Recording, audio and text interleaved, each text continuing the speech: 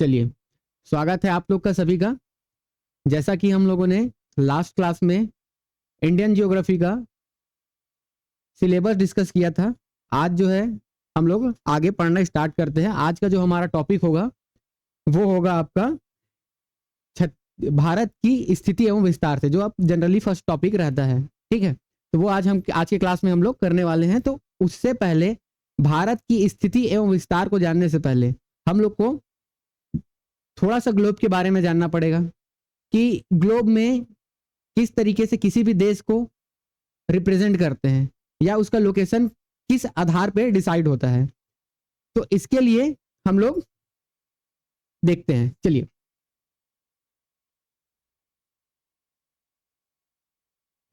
ये इसको मान लेते हैं हम लोग, एक ग्लोब मान लेते हैं। ठीक है, ये हो गया हम लोग का ग्लोब।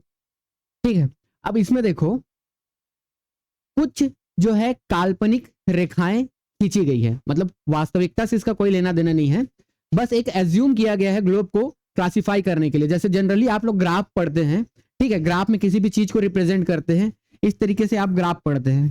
ठीक है, ग्राफ में क्या होता है आपका, इस तरीके से लाइन्स होती हैं। ठीक, ये इस तरीके से अब किसी भी चीज को लोकेट करना रहता था आपको इस ग्राफ में, तो आप उसको किस तरीके से प्रेजेंट करते थे। ठीक है, स्कूल टाइम पे आप लोगों ने ग्राफ पढ़ा था।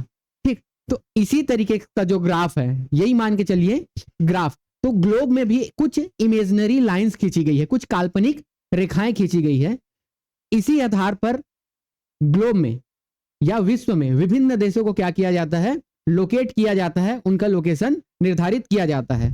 ठीक है, चलिए देखते हैं, इन्हीं चीजों को हम लोग अब समझने का प्रयास करते हैं ग्लोब में।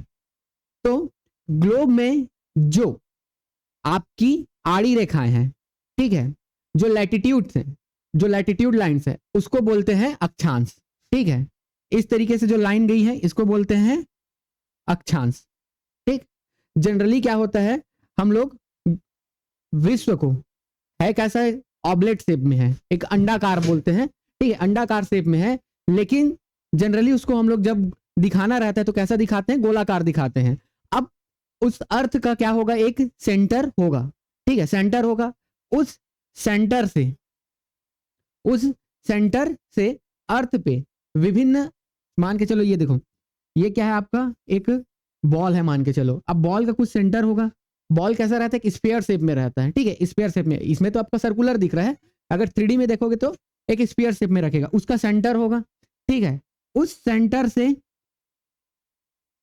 यहां पे एक लाइन आया। ठीक है, अगर इस सेंटर से मैं 0 डिग्री पे, ठीक, फिर इसी सेंटर से कुछ 1 डिग्री पे, 2 डिग्री पे, विभिन्न क्या करते हैं, अलग अलग डिग्री पे खींचते जाते हैं। तो इन्हीं से एक लाइन जाते जाता है इस तरीके से, वो टोटल ऐसे दिखेगा ना ग्लोब में, पूरा अंदर तक जाएगा तो इस तरीके से। तो इसी रेखाओं को अगर हम लोग इस तरीके से मिलाते जाते हैं, क्या करते हैं, विभिन्न कोण में जब इस सब चीज को मिलाते जाते हैं, विभिन्न एंगल में जब, तो इसी को हम लोग बोलते हैं अक्षांश रेखाएं। आड़ी रेखाएं रहती है, इसको क्या बोलते हैं, अक्षांश रेखाएं, लैटिट्यूड लाइंस। ठीक है, तो देखिए एक जो रेखा है जो एकदम पृथ्वी को, जो अर्थ को 2 इक्वल पार्ट में डिवाइड करता है, नॉर्थ हेमिस्फीयर और सदर्न हेमिस्फीयर। ठीक है, उत्तरी अक्षांश और दक्षिणी अक्षांश, ये आपका होता है 0 डिग्री पे। ये कितना पे होता है आपका, 0 डिग्री पे होता है। ठीक है, ये कितने डिग्री पे होता है, 0 डिग्री पे। इस लाइन को बोला जाता है भूमध्य रेखा। भू यानी होता है पृथ्वी, और उसको क्या करता है, बीच से डिवाइड करता है, इसलिए इसको क्या बोलते हैं, भूमध्य रेखा। ठीक है, ये कितने पे होता है आपका, 0 डिग्री पे, भूमध्य रेखा। ठीक है, या इसी को क्या बोलते हैं, इसी को एक और नाम से जाना जाता है, विषुवत रेखा भी बोलते हैं, विषुवत रेखा, और इंग्लिश में इसी को बोलते हैं इक्वेटर लाइन। ठीक है, ये हो गया आपका 0 डिग्री पे। ऐसे ही क्या है, पृथ्वी को, जो अर्थ है आपका, उत्तरी अक्षांश में टोटल 90 लाइन पे, ठीक है, अलग अलग डिग्री पे है तो 90 डिग्री पे टोटल, और दक्षिणी को भी 90 डिग्री पे क्या किया गया है, डिवाइड किया गया है। ठीक, तो इसी तरीके से आपका ये सारी रेखाएं गई हुई है। ठीक, इसको क्या बोलते हैं हम लोग, अक्षांश। ठीक है, इसको क्या बोलते हैं, अक्षांश। और जो इक्वेटर के ऊपर है उसको क्या बोलेंगे हम लोग, उत्तरी अक्षांश, और जो नीचे है उसको क्या बोलेंगे हम लोग, दक्षिणी अक्षांश, नॉर्दर्न लैटिट्यूड और सदर्न लैटिट्यूड। ठीक है, अलग अलग नाम से इसको क्या करेंगे, डिनोट किया जाता है। ये 0 डिग्री पे देखो तो इसको क्या बोलेंगे, ये जो खड़ी रेखाएं हैं, ठीक है, जो आपका ये खड़ी नहीं आड़ी बोलते हैं, ठीक है, ये जो आपका हॉरिजॉन्टल लाइन है, ठीक है, इसको क्या बोलते हैं हम लोग, इसको बोलते हैं अक्षांश। ठीक है, पहले चीजों को समझते हैं ना, तब जाके ये सिर्फ यहाँ पे काम नहीं आएगा, जब हम लोग जलवायु का जब चैप्टर पढ़ेंगे क्लाइमेट का, ठीक है, विभिन्न ऋतुओं को देखेंगे तो वहां पे भी हम ये सारी चीजों को देखेंगे और इसी के कॉन्सेप्ट से उस चीज को हम लोग समझ पाएंगे। ठीक है, तो यहाँ पे सारी चीजों को हम लोग समझते हैं। ठीक, तो देखो ये क्या हो गया आपका अक्षांश, अक्षांश मतलब हो गया लैटिट्यूड।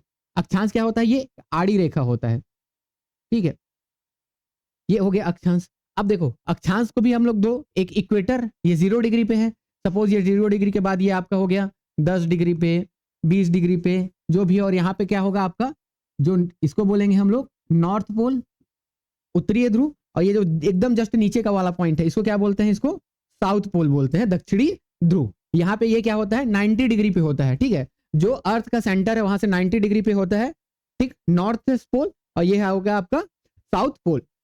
ठीक है, तो अक्षांश को अब देखो, अब ये इक्वेटर है तो इक्वेटर के ऊपर वाले को हम लोग क्या बोलेंगे, उत्तरीय अक्षांश, इसको क्या बोलेंगे हम लोग, उत्तरीय अक्षांश। ठीक है, और साउथ वाले को क्या बोलेंगे, इसको बोलेंगे हम लोग दक्षिणी अक्षांश,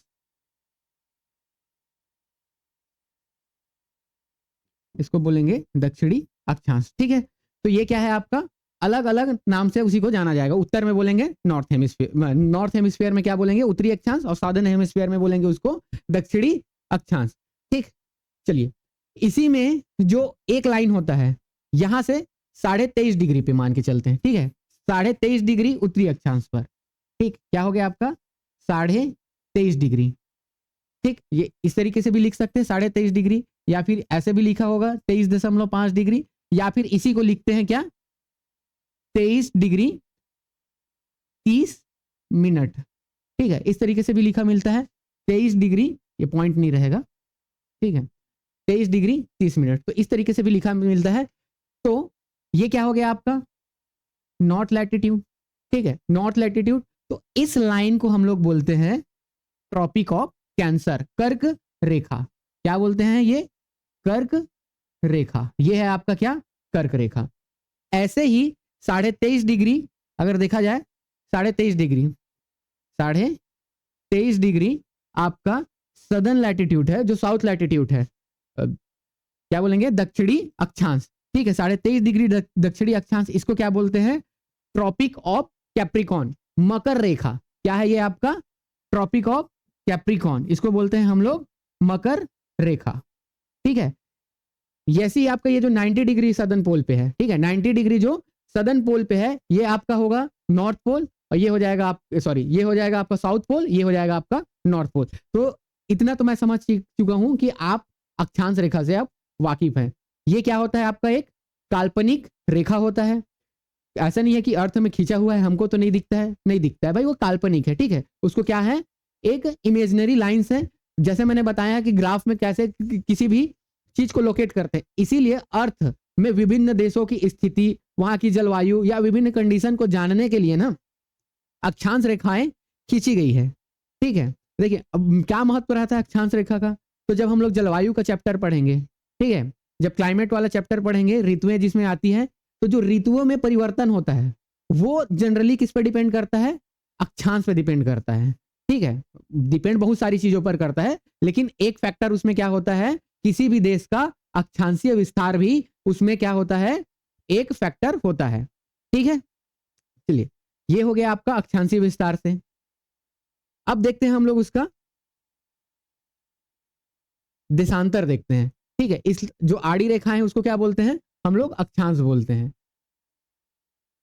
ये देखिए ये अर्थ हो गया। अब इसमें क्या होता है, जनरली जब हम लोग अक्षांश रेखा में देखते हैं तो क्या करते हैं, उसमें किया ये जाता है कि सेंटर से उसके सेंटर से विभिन्न डिग्री में टोटल अक्षांश रेखाओं की अगर संख्या देखा जाए, ठीक है, अक्षांश रेखाओं की टोटल संख्या होती है 180। ठीक, कितना होता है आपका 180। 90 क्या होता है, नॉर्थ में होता है, और 90 क्या होता है आपका साउथ में होता है, और एक क्या होता है आपका इक्वेटर। अगर ऐसे देखोगे तो 181 हो सकता है, लेकिन जनरली क्या लेके चलते हैं 180। तो अक्षांश रेखाओं की टोटल संख्या होती है 180, जिसमें इक्वेटर इंक्लूड नहीं रहता। इक्वेटर को 0 डिग्री पे मानते हैं, अगर उसको भी इंक्लूड करोगे तो क्या हो जाएगा 181 हो जाएगा। ठीक, चलिए ये हो गया।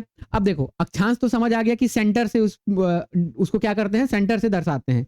लेकिन जो देशांतर रहता है उसमें क्या करते हैं हम लोग, उसमें ये किया जाता है कि नॉर्थ पोल और साउथ पोल, क्या किया जाता है, नॉर्थ पोल और ये आपका साउथ पोल, इसको क्या किया जाता है, मिलाया जाता है। अगर मैं यहां से नॉर्थ पोल से ये साउथ पोल को मिलाया, ठीक है, वैसे ही फिर से ऐसे मिलाऊंगा। अब चूंकि क्या है हमारा अर्थ जो है, हम लोग इसको जनरली किस में शो करते हैं, स्फेयर से, गोलाकार मान के चलते हैं, है वो अंडाकार, लेकिन जब हम लोग इसमें शो करते हैं तो क्या करते हैं, गोलाकार शो करते चलते हैं। तो ये इस तरीके से बनता जाता है। ठीक, इस तरीके से ये रिप्रेजेंट होता है। ये क्या है आपका, ये है आपकी देशांतर रेखाएं। इसको क्या बोलते हैं हम लोग, देशांतर रेखाएं। ठीक है, ये क्या है आपका, देशांतर लॉन्गिट्यूड, देशांतर रेखा जो खड़ी होती है। ठीक है, देशांतर रेखा, इसी के हिसाब से क्या होता है, अर्थ जो है रोटेट होता है। ठीक है, अर्थ ऐसे होता है ना, कैसे रोटेट होता है अर्थ, अगर देखा जाऊं मैं, अगर इसको इसका एक्सिस मान लेता हूं, ठीक है, ये वाले सेंटर वाले को क्या मान लेता हूं, एक्सिस मान लेता हूं, तो ये इस तरीके से रोटेट होता है। कहां से, वेस्ट टू ईस्ट, क्या होता है, वेस्ट टू ईस्ट, पश्चिम से पूर्व की ओर रोटेट होता है। ठीक है, ये आपका क्या हो गया, अगर इस तरीके से लाइन खींचूंगा तो ये इक्वेटर, ये वाला लाइन क्या हो जाएगा, ट्रॉपिक ऑफ कैप्रिकॉन, और ये क्या हो जाएगा आपका ट्रॉपिक ऑफ कैंसर। ठीक, इस तरीके से विभिन्न लाइन खींचा रहता है। ठीक, और ये अर्थ इस तरीके से रोटेट हो रहा है।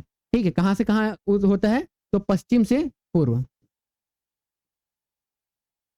पश्चिम से पूर्व, इस डायरेक्शन में क्या होता है, हमारा अर्थ रोटेट होता है। तो दिन होता है, अब जनरली देखे हैं ना, सूर्य कहां से उगता है, पूर्व दिशा से उगता है, ईस्ट से आता है। तो क्यों आता है, क्योंकि अर्थ ऐसे रोटेट हो रहा है। अगर ऐसे रोटेट होता, ठीक है, तो कहां से उगता है, पूर्व पश्चिम से उगता है, लेकिन वो कैसे रोटेट होता है, ऐसे होता है, इसलिए कहां से हो रहा है, पूर्व से। तो जो देशांतर रेखा है वो किस पे डिपेंड, वो किसके लिए रिस्पॉन्सिबल है, देशांतर में परिवर्तन होता है तो दिन या रात होती है। अक्षांश के कारण मैंने बताया ऋतुओं में परिवर्तन आएगा, जो आगे हम लोग पढ़ेंगे। पृथ्वी का जो रोटेशन है, ठीक है, पृथ्वी क्या करती है, अपने एक्सिस के परितः, जो उसका अक्ष है उसके परितः क्या करती है, घूमती है। तो अपने जब अक्ष के परितः घूमती है, इसी वजह से क्या होता है, दिन या रात होता है। ठीक है, दिन या रात किसकी वजह से होता है, अपने अक्ष के परितः घूमने की वजह से होता है। वहीं अगर देखा जाए ऋतुओं में परिवर्तन क्यों होता है, तो सूर्य की परिक्रमा करने के कारण। ठीक है, रिवोल्यूशन, ठीक है, अर्थ क्या करता है, रिवोल्यूट करता है, किसका, सन का। जब रिवोल्यूशन होता है तो क्या होती है, ऋतु में परिवर्तन होती है, और जब अपने एक्सिस पे रोटेट करता है तो क्या होता है, दिन या रात होती है। ये सारी चीजें हम लोग क्लाइमेट के चैप्टर में पढ़ेंगे, लेकिन फिलहाल यहाँ पे भी आपको थोड़ा मोड़ा ओवरव्यू मिल गया। ठीक है, तो ये क्या हो गया आपका देशांतर रेखा। अब इस देशांतर रेखा में जो एकदम 0 डिग्री है, ठीक है, एक को क्या मान के चलते हैं हम लोग, 0 डिग्री, देशांतर रेखा में एक को 0 डिग्री, तो जहां से स्टार्ट होता है आपका 0 डिग्री, वो जगह या वो वाली देशांतर रेखा को, जो 0 डिग्री क्या है आपका, देशांतर रेखा है। 0 डिग्री क्या बोला जाए उसको, देशांतर रेखा। ठीक है, 0 डिग्री देशांतर रेखा, इसको क्या बोलते हैं हम लोग, 0 डिग्री देशांतर रेखा की, चूंकि टाइम डिसाइड करता है ये बताया, तो इसको बोलते हैं ग्रीनविच मीन टाइम। ठीक है, ग्रीनविच मीन टाइम, और ये कहां पे है, ये है आपका यूके में, यूनाइटेड किंगडम। ठीक है, ब्रिटेन में। ठीक है, नहीं वहीं से ये मान के चलते हैं कि ब्रिटेन से जो 0 डिग्री रेखा क्या है, ब्रिटेन, अब एक स्टैंडर्ड डिसाइड करना था, तो क्या किए ब्रिटेन वालों ने, अपने देश में जो अपना टाइम है, ठीक है, हर देश का एक टाइम होता है, जैसे इंडिया में IST चलता है, इंडियन स्टैंडर्ड टाइम, आगे पढ़ेंगे हम लोग, आज ही की क्लास में पढ़ेंगे। ठीक है, वैसे ही 0 डिग्री जो देशांतर है उसको बोलते हैं ग्रीनविच मीन टाइम। ठीक है, जो ग्रीनविच मेरिडियन टाइम है वो होता है आपका 0 डिग्री देशांतर रेखा पे। ठीक है, 0 डिग्री क्या होता है, लॉन्गिट्यूड पे रहता है आपका ये ग्रीनविच मीन टाइम। ये भी आपको समझ आ गया। ठीक है, ये क्या हो गया आपका देशांतर रेखा हो गया, और इससे पहले हम लोगों ने अक्षांश रेखा के बारे में पढ़ा था। अब एक चीज आता है, ये 23.5 डिग्री का क्या कॉन्सेप्ट है। तो 23.5 डिग्री का कॉन्सेप्ट ये है, इसको समझिएगा आप थोड़ा सा। देखिए, ये जो है अर्थ है, ठीक है, ये क्या है आपका पृथ्वी है। अब पृथ्वी क्या है, जब रोटेट होता है तो वो ऐसे एकदम खड़ी नहीं रोटेट है, जनरली आपने ग्लोब देखा होगा, ठीक है, ग्लोब इस तरीके से आपने ऐसे ग्लोब में देखा होगा, ठीक है, ऐसे करके ग्लोब रहता है, उसमें जनरली देखे होंगे ये टिल्ट रहता है। तो वो टिल्ट इसलिए रहता है क्योंकि एक्चुअल में जो पृथ्वी है ना, तो वो 23.5 डिग्री पर झुकी हुई है। कितना डिग्री पर झुकी हुई है? 23.5 डिग्री पर झुकी हुई है। अगर मैं इसको एक आड़ी रेखा लेता हूँ, एक परपेंडिकुलर रेखा लेके चलता हूँ इस तरीके से, तो अर्थ क्या है आपका 23.5 डिग्री पे, 23.5 डिग्री पे अपने अक्ष के परितः क्या हुआ है? झुका हुआ है। अब वो रोटेट भी होता है तो ऐसे होता है, ऐसे रोटेट होता है, ठीक है। अब भाई ये उसका एक्सिस है, इसको एक्सिस मान के चलते हैं, तो इसके परितः वो क्या होता है? रोटेट होता है। अब जब ये रोटेट होता है और पृथ्वी क्या है? रिवोल्यूट भी हो रही है। ये क्या है आपका? सन है। तो पृथ्वी क्या हो रही है आपका? रिवोल्यूट भी हो रही है, ठीक है। तो अगर ये जब इस वाले पोजीशन पे रहता है, अब सूर्य की लाइट जो है वो डायरेक्ट पड़ती है। अगर यहाँ पे है अर्थ तो डायरेक्ट किस पे पड़ता है? इक्वेटर पे पड़ता है, ठीक है। धीरे धीरे जब वो अर्थ मूव होते जाती है तो एक स्थिति ऐसा आता है जब वो इस वाले पोजीशन पे रहती है तो वो कर्क रेखा पे डायरेक्ट पड़ता है, और एक पोजीशन ऐसी आती है जब मकर रेखा पे। मतलब जनरली क्या होता है आपका, जो अर्थ, जो सन है, जो पृथ्वी के रिवोल्यूशन के कारण ये जो 23.5 डिग्री उत्तरी अक्षांश से 23.5 डिग्री दक्षिणी अक्षांश के बीच क्या होता है? मूव करते रहता है। एक्चुअल में सन मूव नहीं करते रहता है, अर्थ मूव करते रहती है, लेकिन उसके अलग अलग पोजीशन की वजह से सन जो है अलग अलग पोजीशन पे मूव होते रहता है। इसी वजह से क्या होती है? क्लाइमेट में चेंजेस आती है, ठीक है। जब सूर्य क्या होता है? उत्तरायण बोलते हैं, कर्क रेखा की ओर जब जाने लगता है तो उसको उत्तरायण बोलते हैं। जब मकर रेखा की ओर जाने लगती है तो हम लोग क्या बोलते हैं? उसको दक्षिणायन बोलते हैं, जैसे, ठीक। तो ये देशांतर के कारण होता है। तो आपको ये दोनों कॉन्सेप्ट समझ आ गया होगा। अगर हाँ टोटल देखें देशांतर रेखा, तो देशांतर रेखाओं की टोटल संख्या है आपका 360 है। क्योंकि क्या होता है? अर्थ कितना, या एक स्फीयर या सर्कल को देखोगे तो कितने पे होता है? 360 डिग्री पे होता है, ठीक है। तो उसी 360 डिग्री पे होता है, इसीलिए अलग अलग डिग्री पे उसको डिसाइड किया, अलग अलग, मतलब टोटल अब अर्थ है तो एक बार अगर घूमेगा तो 360 डिग्री घूमेगा, इसलिए 360 डिग्री क्या है आपका? देशांतर रेखाओं की संख्या है, ठीक। अब इसमें भी क्या करते हैं हम लोग, अब जैसे हम लोगों ने देखा था इक्वेटर, इक्वेटर के ऊपर को क्या बोलते हैं? उत्तरी अक्षांश, नीचे को बोलते हैं दक्षिणी अक्षांश। वैसे ही ये आपका ग्रीनविच मेरिडियन टाइम है, ठीक है। ये क्या है? ग्रीनविच लाइन है, ठीक। इस लाइन के इस साइड को बोलेंगे हम लोग पूर्वी देशांतर, और इस साइड को क्या बोलेंगे हम लोग? पश्चिमी देशांतर, ठीक है। एक बोलेंगे हम लोग इस साइड को पूर्वी देशांतर, और एक साइड को क्या बोलेंगे हम लोग? पश्चिमी देशांतर, ठीक है। अब देखिए, ये देखिए, ये इस तरीके से क्या है आपका? ये आपका ग्लोब है। अब ग्लोब में आप ये वाली लाइन देख रहे हैं, ये वाली लाइन देखो, ये क्या है आपका? अक्षांश है। इस तरीके से दिखेगा आपका, ये अक्षांश रेखा है। जनरली मैंने उसमें दिखाया था तो ऐसे ऐसे सीधा सीधा दिख गया था, बट ऐसे ही रहता है एक्चुअल में, ठीक है। मैप में भी देखोगे तो ऐसे ही दिखेगा, ठीक। तो ये क्या है आपका? ये अक्षांश रेखा है। ये सारी क्या है? अक्षांश रेखाएं हैं। और इस तरीके से जो गई हुई है खड़ी रेखाएं, ये क्या है आपका? देशांतर रेखाएं हैं, ठीक। अगर मैं इसको क्या मान के चलते हैं? ग्रीनविच टाइम मान के चलते हैं, या ये इसी को क्या बोलते हैं? 0 डिग्री अक्षांश है, ठीक है। यही क्या है आपका? सॉरी, 0 डिग्री देशांतर है। क्या है ये? 0 डिग्री क्या बोले? देशांतर, ठीक है। ये क्या है आपका? 0 डिग्री देशांतर है, ठीक। और इसको मैं मान के चलता हूँ ये इक्वेटर है, ये बीच से गया है, इसलिए इसको मैं मान लेता हूँ 0 डिग्री अक्षांश मान लेते हैं, ठीक है। इसको क्या मान लेते हैं? 0 डिग्री अक्षांश। तो ये वाली लाइन को ना, ठीक है। तो अब देखो, ये वाला तो ब्रिटेन हो गया आपका, मतलब ये वाली जो लाइन है वो ब्रिटेन से जाती है। अब देखो भारत कहाँ है? भारत का पोजीशन है कुछ यहाँ पे, ठीक है। इक्वेटर को टच नहीं करता, इक्वेटर से क्या है? कुछ दूरी पे है। अब देखो, अगर अब भारत को अब पहचानना है तो कहाँ पे है? तो ये अगर ये देखे जाए, जनरली देखना मैप में इस तरीके से शो होगा। ये वाला क्या होगा आपका? नॉर्थ, ये वाला होता है आपका साउथ, ये होता है आपका ईस्ट, और ये क्या होता है आपका? वेस्ट, ठीक। तो अगर देखा जाए, अगर मैं इसको क्या मानता हूँ? अक्षांश मानता हूँ, सॉरी देशांतर मानता हूँ, GMT 0 डिग्री देशांतर, इसको मानता हूँ 0 डिग्री अक्षांश। तो क्या है? भारत हमारा यहाँ पे लोकेट है, ठीक है। भारत क्या है? यहाँ पे लोकेट है। यहाँ पे लोकेट है मतलब ये डायरेक्शन कौन सा है? ये डायरेक्शन है आपका नॉर्थ ईस्ट, ठीक है। तो भारत की स्थिति ग्लोब में कैसे है? नॉर्थ ईस्ट पे है। ये चीज मैं आपको समझाने का प्रयास कर रहा था। तो किस डायरेक्शन पे है भारत का स्थिति? क्या है ग्लोब में? नॉर्थ ईस्ट डायरेक्शन पे है, उत्तर पूर्व दिशा में है, ठीक है। उत्तर पूर्व दिशा में है। अब देखो उत्तर पूर्व दिशा में है, इसीलिए बोलते हैं उत्तरी अक्षांश। और क्या बोलते हैं, पूर्वी देशांतर। ठीक है, तो वर्ड याद रखना, भारत है उत्तरी अक्षांश में और पूर्वी देशांतर में। देशांतर के सापेक्ष में देखेंगे तो हम लोग पूर्व में है, और इक्वेटर के सापेक्ष में देखें तो हम लोग क्या है, नॉर्थ में है। ठीक है, इसीलिए क्या बोलते हैं हम लोग, नॉर्थ ईस्ट डायरेक्शन में है। ये क्या हो गया आपका भारत की स्थिति, ये आपको समझ आ गया होगा।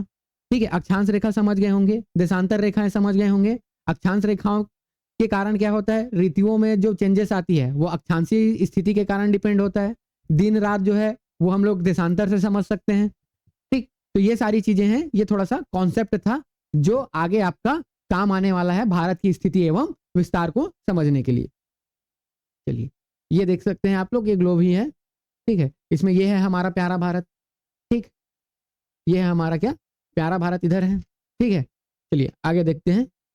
ये देखिए, ये है आपका वर्ल्ड का मैप है। ठीक है, इसमें अगर देखा जाए तो ये इधर, ये है आपका ब्रिटेन है।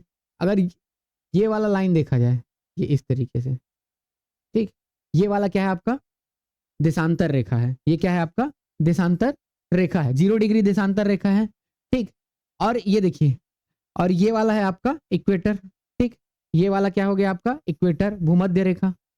ये हो गया आपका भूमध्य रेखा।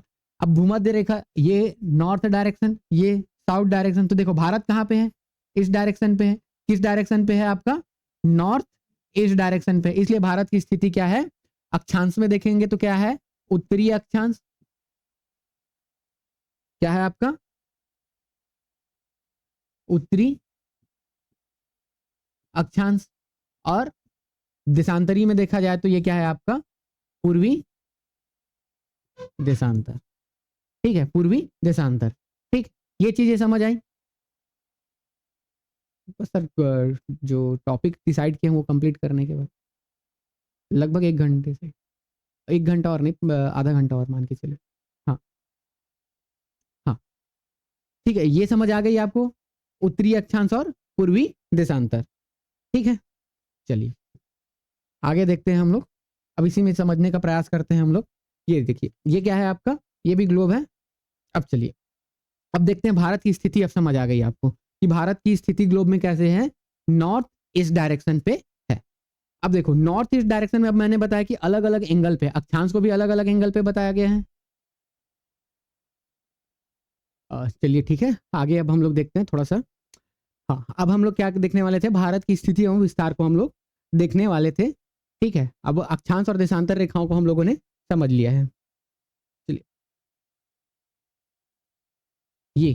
ये देखिए, ये हो गया हम लोग का, ये भारत का मैप मैंने निकाल लिया है। अब भारत के मैप में अगर हम लोग देखो, अर्थ में हम लोगों ने देखा, ये वाली लाइन को हम लोगों ने क्या मान के चला था, इक्वेटर मान के चला था। ठीक है, इधर मैंने क्या लिख लिया था, इक्वेटर। ठीक है, भूमध्य रेखा इधर मान के चलते हैं, क्या है ये आपका देशांतर रेखा है। तो भारत कहाँ पे था आपका, अक्षांश रेखा मतलब जो इक्वेटर है उसके उत्तर में था, और देशांतर के कहाँ पे, पूर्व था, पूर्व में था। तो हम लोग भारत की स्थिति को क्या मान के चले, पूर्व।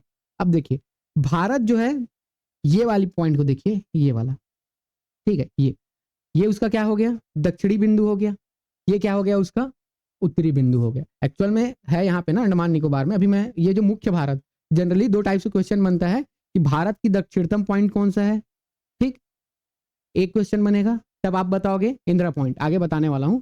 लेकिन अगर बोलेगा भारत के मुख्य भूमि का दक्षिणी पॉइंट कौन सा है, तो ये आपका कैप कमोरिन आता है, कन्याकुमारी आता है। ठीक है, तो उस चीज को हम लोग समझेंगे। लेकिन अभी मान के चलिए ये है, तो भारत की ये हो गया, ये तमिलनाडु राज्य है। तमिलनाडु राज्य के कन्याकुमारी में एक जगह है, ठीक है, जिसको हम लोग बोलते हैं कैप कमोरिन। क्या बोलते हैं इसको, कैप कमोरिन। ये क्या हो गया, भारत का दक्षिणतम बिंदु। ये जो है आपका इक्वेटर से या देखा जाए तो 8 डिग्री 4 मिनट उत्तरी अक्षांश पे है। 8 डिग्री 4 मिनट उत्तरी अक्षांश। ठीक है, क्या है आपका, उत्तरी अक्षांश पे है।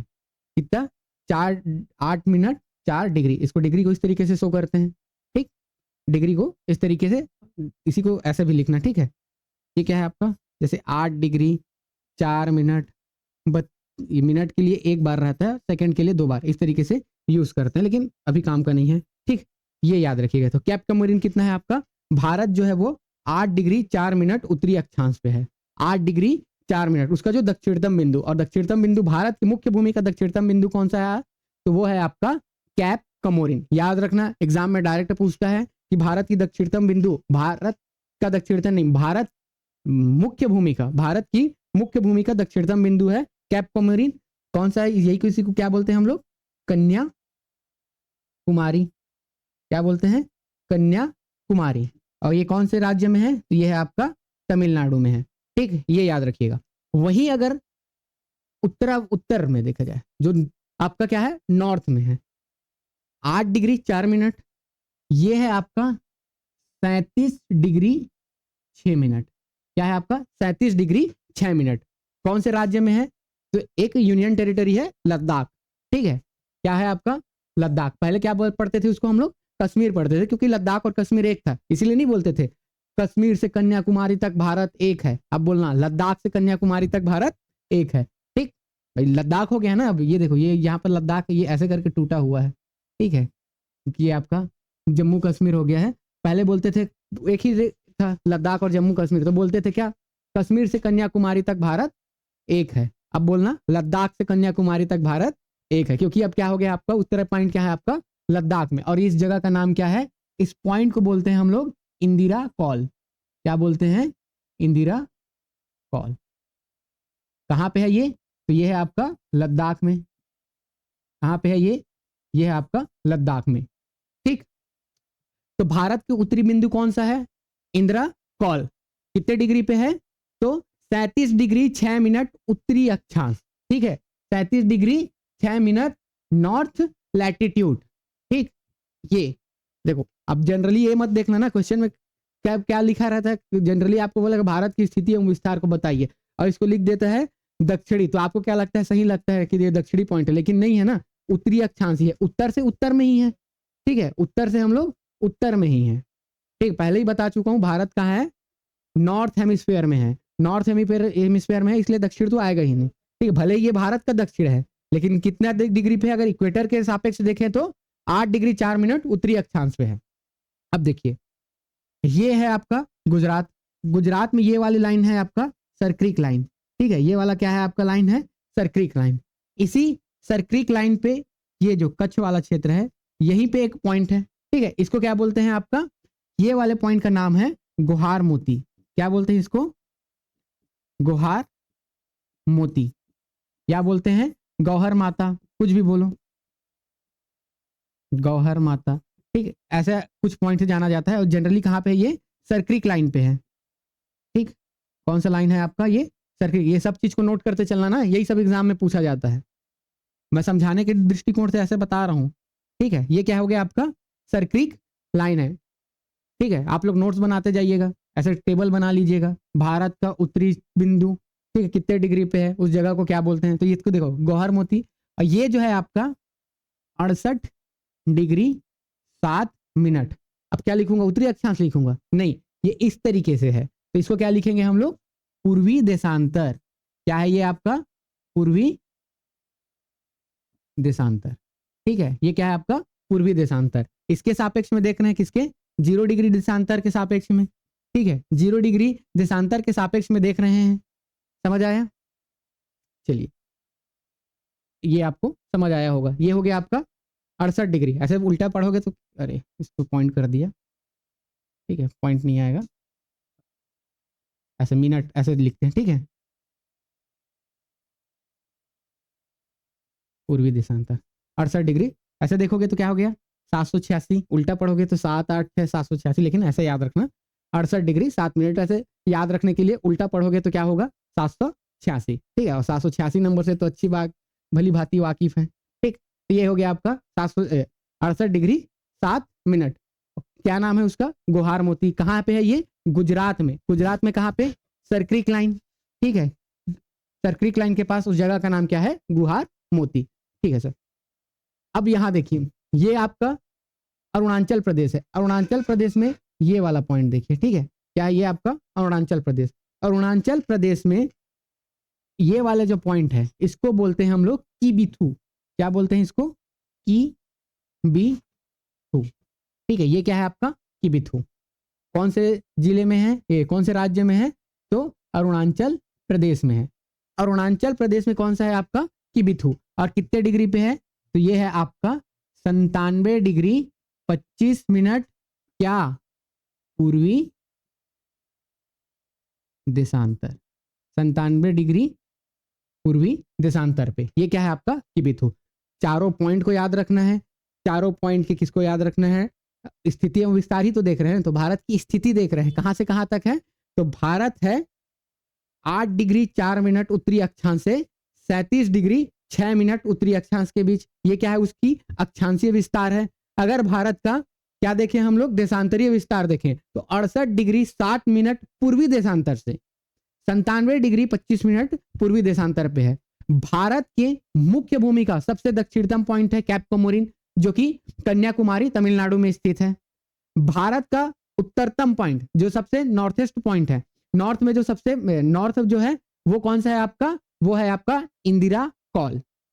ठीक है, क्या है आपका वो इंदिरा कॉल। कितने डिग्री पे है आपका 37 डिग्री 6 मिनट पे, कितने पे 37 डिग्री 6 मिनट पे है आपका इंदिरा कॉल। वहीं अगर बात करें पश्चिमी बिंदु की, तो भारत का जो पश्चिमी बिंदु है, ठीक है, वो है आपका गौहर मोती या गुहार मोती या गुहार मोता, जो क्या है सरक्रिक लेखा, ठीक है, सरक्रिक लाइन गुजरात में स्थित है। वहीं अगर भारत का जो पूर्वोत्तम देखा जाए, सबसे जो पूर्वी ठीक है, वो कितना है आप, वो कौन सा जगह है, वो है आपका किबिथु, और किबिथु कहां पे है आपका अरुणाचल प्रदेश। ठीक है, इसी को बोलते हैं नेफा, नॉर्थ ईस्ट फ्रंटियर एजेंसी। ठीक है, क्या बोलते हैं इसको, नॉर्थ ईस्ट फ्रंटियर एजेंसी। वहीं पे क्या है आपका ये किबिथु अरुणाचल प्रदेश में स्थित है। तो ये चारों क्वेश्चन बन सकते हैं। ठीक, ये समझ आया आपको। अब देखिए, ये तो हो गई आपका, क्या देख लिया हम लोग, उसकी स्थिति देख लिए, भारत की स्थिति। अब देखिए विस्तार देखते हैं थोड़ा सा। ये वाला देखिए, ये क्या है आपका गौहर मोता, और ये क्या है आपका किबिथु। तो गौहर मोता से जो किबिथु के बीच का जो डिस्टेंस है, गौहर मोता से किबिथु के बीच का जो डिस्टेंस है वो है आपका 2933 किलोमीटर। ठीक है, 2933 किलोमीटर, 2933 किलोमीटर, 2933 किलोमीटर है आपका चौड़ाई। तो भारत की चौड़ाई कितनी है, तो ये है आपका 2933 किलोमीटर। ठीक है, तो ये क्या हो गया, उसका देशांतरी विस्तार हो गया। ठीक, अब देखो अक्षांशीय विस्तार देखते हैं। तो ये क्या है आपका इंदिरा कॉल से कहां तक आपका इंदिरा कैप कोमोरिन तक, ये जो टोटल है वो है आपका 3214 किलोमीटर। कितना है आपका 3214 किलोमीटर, 3214 किलोमीटर। तो भारत की लंबाई कितनी है 3214 किलोमीटर, और चौड़ाई कितना है 2933 किलोमीटर। मतलब ये है कि भारत का जो अक्षांशीय विस्तार है वो ज्यादा है और देशांतरी विस्तार क्या है, कम है। ठीक, ठीक है, अगर देखा जाए डिफरेंस तो लगभग 281, ठीक है, 281 किलोमीटर का क्या आता है आपका डिफरेंस आ जाता है। भारत जो है चौड़ाई से 281 मीटर ज्यादा लंबा है। ठीक, ये समझ आ गया आपको। चलिए लिखना कैसे है, तो देखिए भारत का स्थिति देखो, अगर भारत की एक पॉइंट लिखिए आप इस तरीके से स्थिति, ठीक है, तो भारत की स्थिति क्या है आपका, तो देखो उसका अक्षांशीय विस्तार एक देखते हैं हम लोग, कितना से कितना है, तो 8 डिग्री 4 मिनट उत्तरी अक्षांश से 37 डिग्री 6 मिनट क्या है उत्तरी अक्षांश पे है। ठीक है, वहीं अगर उसका देशांतरी विस्तार देखें तो कितना है आपका 68 डिग्री 7 मिनट से 97 डिग्री 25 मिनट क्या है आपका पूर्वी देशांतर है, ईस्टर्न लॉन्गिट्यूड है। ठीक, तो ये क्या हो गया भारत का स्थिति। अगर ये क्या हो गया अक्षांशीय विस्तार, इसको हम लोगों ने देखा तो ये क्या होता है आपका लंबाई होता है। ठीक है, तो भारत की जो लंबाई है, लंबाई कहाँ, तो किस डायरेक्शन पे है, उत्तर से दक्षिण, नॉर्थ टू साउथ। ये कितना है आपका, ये है 3214 किलोमीटर। ठीक, और ये क्या हो गया उसकी चौड़ाई होगी पश्चिम से पूर्व। ठीक है, ये क्या हो जाएगा आपका पश्चिम से पूर्व की जो दूरी है वो चौड़ाई हो जाएगी। ये कितना है आपका 2933 किलोमीटर। अगर दोनों में डिफरेंस देखा जाए तो लगभग 281 किलोमीटर का डिफरेंस आता है। इसका कारण यही है, मतलब अगर देखा जाए तो अगर आप देखोगे क्या देखोगे, जनरली कैप कोमोरिन से आप इंदिरा कॉल तक, ठीक है, देखोगे तो ये कितना है आपका 30 डिग्री ही है, लगभग 30 डिग्री है, ठीक है। और ऐसे भी देखोगे तो लगभग 30 डिग्री है। मतलब भारत का जो अक्षांशीय और देशांतरीय विस्तार है दोनों लगभग लगभग बराबर है। भारत का जो अक्षांशीय विस्तार है और जो भारत का देशांतरीय विस्तार है दोनों क्या है, लगभग लगभग बराबर है। फिर क्या कारण है कि भारत की जो देशांतरीय लंबाई है या देखा जाए उसकी चौड़ाई है वो कितना है, 2933 किलोमीटर है, जबकि 30 डिग्री पे तो वो भी देशांतरीय विस्तार भी लगभग 30 डिग्री है और अक्षांशीय विस्तार भी लगभग 30 डिग्री है। फिर भारत लंबा क्यों है, तो इसका कारण यही होता है, जनरली जो देशांतर रेखाएं है ना, हम लोग अगर इक्वेटर से पोल की तरफ जाते हैं, इक्वेटर से जो भूमध्य रेखा है वहां से अगर हम लोग ध्रुव की ओर जाते हैं तो जो देशांतरीय रेखाओं के बीच की जो गैप है ना, दो रेखाओं के बीच जो गैप है वो कम होते जाता है। देखो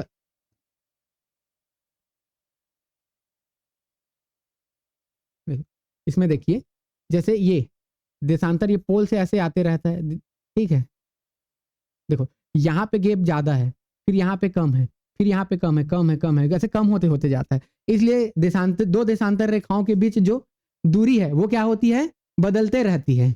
जबकि जो दो अक्षांश रेखाएं हैं उनके बीच की दूरी फिक्स है, एकदम फिक्स है, नहीं बदलती है। इसी वजह से क्या होता है, वो अक्षांशीय विस्तार भारत का क्या है, ज्यादा है, मतलब है इक्वल, अक्षांशीय विस्तार और देशांतरीय विस्तार दोनों बराबर है, लेकिन भारत लंबा है और चौड़ा कम है, ठीक है। भारत ज्यादा क्या है, लंबा है, चौड़ाई उसकी कम है, लगभग 281 किलोमीटर का डिफरेंस आता है। इसका कारण यही है, ठीक है। अगर क्वेश्चन ऐसा पूछा जाए कि क्या कारण है कि भारत का जो अक्षांशीय विस्तार और देशांतरीय विस्तार बराबर है किंतु भारत लंबाई में ज्यादा है चौड़ाई में कम है, तो इसका मेन कारण क्या है, आपका जो दो देशांतर रेखाओं के बीच दूरी क्या होती है, इक्वेटर से अगर हम लोग उत्तर की ओर जाते जाते हैं, इक्वेटर से क्या उत्तर या दक्षिण या इक्वेटर से नॉर्थ या साउथ या पोल की ओर जाते हैं तो दो देशांतर रेखाओं के बीच दूरी कम होती जाती है, ठीक है। तो ये एक कारण हो सकता है, इसको आप लोग और समझ सकते हैं, ठीक।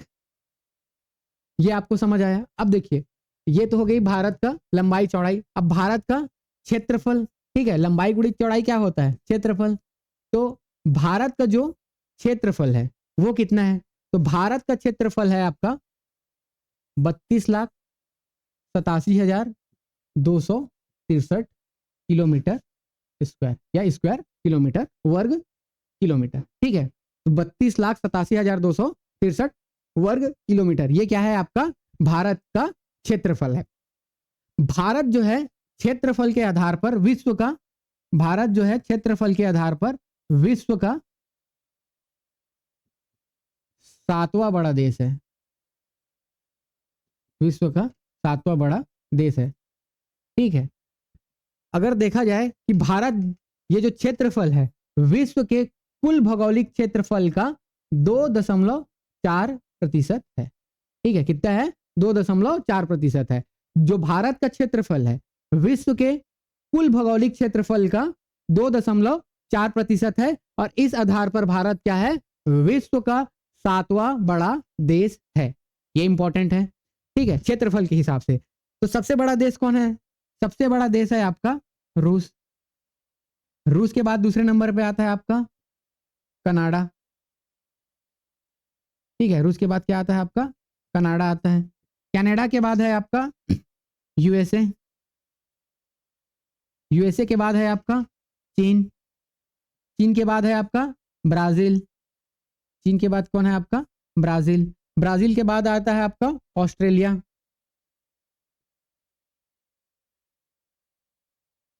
ऑस्ट्रेलिया, और जो 7वें नंबर पे आता है हमारा प्यारा भारत, ठीक है। ये भारत, और भारत का क्षेत्रफल कितना है, 32,87,263 वर्ग किलोमीटर है, ठीक है। पहले पे है आपका रूस, ठीक,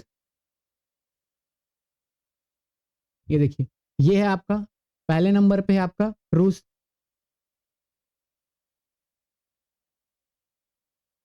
ठीक है, पहले नंबर पे है आपका रूस, दूसरे नंबर पे है आपका कनाडा, तीसरे नंबर पे ये हो गया आपका यूएसए, ये वाला क्षेत्र और ये वाला भी यूएसए का है, ठीक है, ये हो गया यूएसए। चौथे नंबर पे है आपका, चौथे नंबर पे है आपका चाइना, ये, पांचवे पे है आपका ब्राजील, छठवें पे है आपका ऑस्ट्रेलिया और सातवें पे क्या है आपका प्यारा भारत। ठीक है, ये भी याद रखिएगा। ठीक है, पहले नंबर पे रूस, रूस सबसे बड़ा है ना, दुनिया का सबसे बड़ा देश कौन सा है आपका, रूस है। दूसरे नंबर पे है कनाडा, तीसरे नंबर पे है यूएसए, चौथे नंबर पे है चीन, पांचवें नंबर पे है ब्राजील, छठवें नंबर पे है ऑस्ट्रेलिया और सातवें नंबर पे हमारा प्यारा भारत। ठीक है, तो ये भी याद रखिए।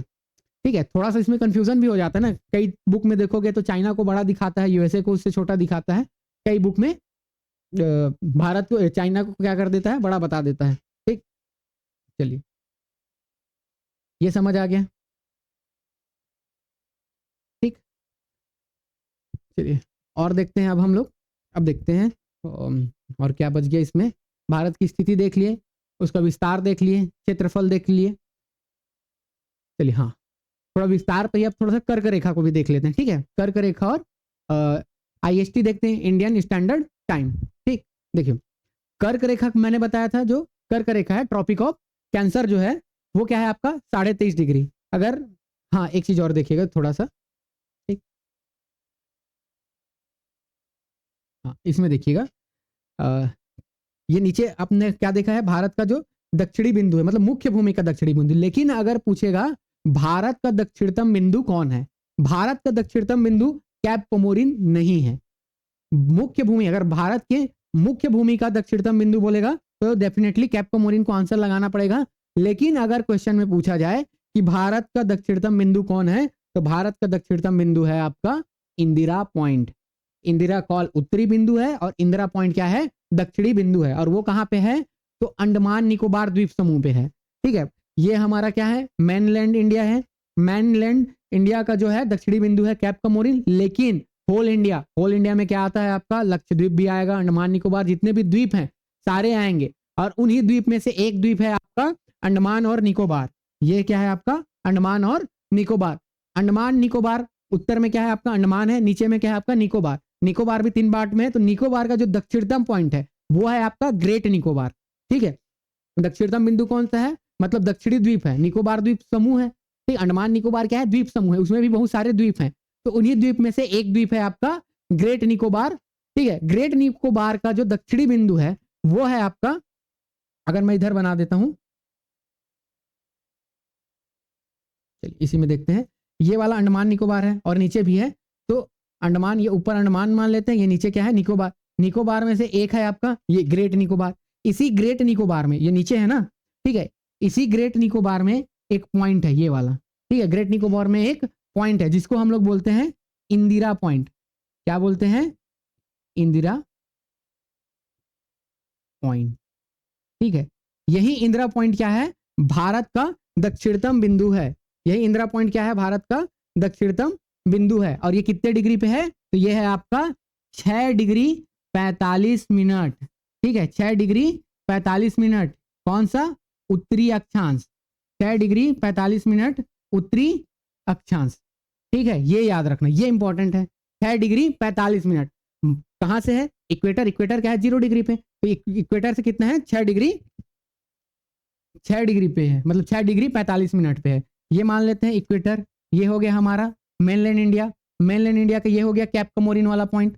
ये हो गया हमारा अंडमान। ये हो गया उस निकोबार। निकोबार में से भी एक द्वीप है आपका ग्रेट निकोबार। ग्रेट निकोबार में ये वाला जो पॉइंट है यही है क्या आपका, इस वाले पॉइंट को हम लोग क्या बोलते हैं, इसको बोलते हैं इंदिरा पॉइंट। यही भारत का क्या है, दक्षिणतम बिंदु है। यही क्या है, भारत का दक्षिणतम बिंदु है। ठीक है, इंदिरा पॉइंट। और कितने डिग्री पे है ये, तो 6 डिग्री 45 मिनट नॉर्थ लैटिट्यूड। ठीक है, नॉर्थ लैटिट्यूड। ये क्या है आपका, इक्वेटर है। इक्वेटर से अगर इसका डिस्टेंस देखा जाए, ठीक है, इक्वेटर से इसका डिस्टेंस देखा जाए, किसका, इंदिरा पॉइंट का, इंदिरा पॉइंट का। ठीक है, इंदिरा पॉइंट को ही 2 और नाम से जानते हैं, इसी को बोलते हैं पिगमिलियन पॉइंट भी बोलते हैं। क्या बोलते हैं इसी को, पिगमिलियन पॉइंट भी बोलते हैं। ठीक है, या इसी को बोलते हैं पार्सन द्वीप बोलते हैं, पार्सन पॉइंट। ठीक है, इसी क्या बोलते हैं, पार्सन पॉइंट भी बोलते हैं। ठीक, इसी को, इसी इंदिरा पॉइंट को। ये क्या हुआ है, जब 2004 में ना सुनामी आई थी, 2004 में सुनामी आई थी तो डूब गया था। ठीक है, क्या हुआ था 2004 में सुनामी आई थी तो डूब गया था, लेकिन अब भी ये क्या है, भारत का दक्षिणतम बिंदु है। और कितने डिग्री पे है ये, 6 डिग्री 45 मिनट पे। ठीक है, इसको क्या बोलते हैं, पिगमिलियन पॉइंट बोलते हैं, पार्सन पॉइंट। ये इसकी जो डिस्टेंस है किसका, इंदिरा पॉइंट का, भारत इक्वेटर से, भूमध्य रेखा से 776 किलोमीटर है। ठीक है, कितना किलोमीटर है, 776 किलोमीटर है। तो ये भी नोट करिए, नोट भी करिए, याद भी करिए। ठीक है, 776 किलोमीटर है। ठीक, समझ आया। चलिए, अब हम लोग क्या देखने वाले थे, कर्क रेखा के बारे में देखने वाले थे। ठीक है, कर्क रेखा। कर्क रेखा के बारे में मैंने बताया था कि इक्वेटर से 23.5 डिग्री उत्तरी अक्षांश पे क्या है आपका, कर्क रेखा है। ठीक है, 23.5 डिग्री उत्तरी अक्षांश पे क्या है आपका, कर्क रेखा है। कर्क रेखा कहाँ से गुजरती है, तो ये आप देखिए, यहाँ गुजरात, राजस्थान, मध्य प्रदेश। ठीक है,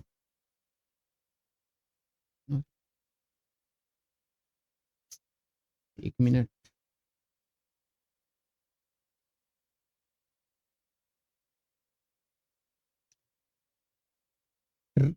गुजरात हो गया, राजस्थान हो गया, मध्य प्रदेश, छत्तीसगढ़, झारखंड, पश्चिम बंगाल, बांग्लादेश, त्रिपुरा और मिजोरम से ये क्या है आपका, कर्क रेखा है। कर्क रेखा, ये क्या है आपका, कर्क रेखा। ठीक है, कितने डिग्री पे है, तो 23.5 डिग्री। ठीक है, या 23 डिग्री 30 मिनट बोलो, 23 डिग्री 30 मिनट कौन सा, उत्तरी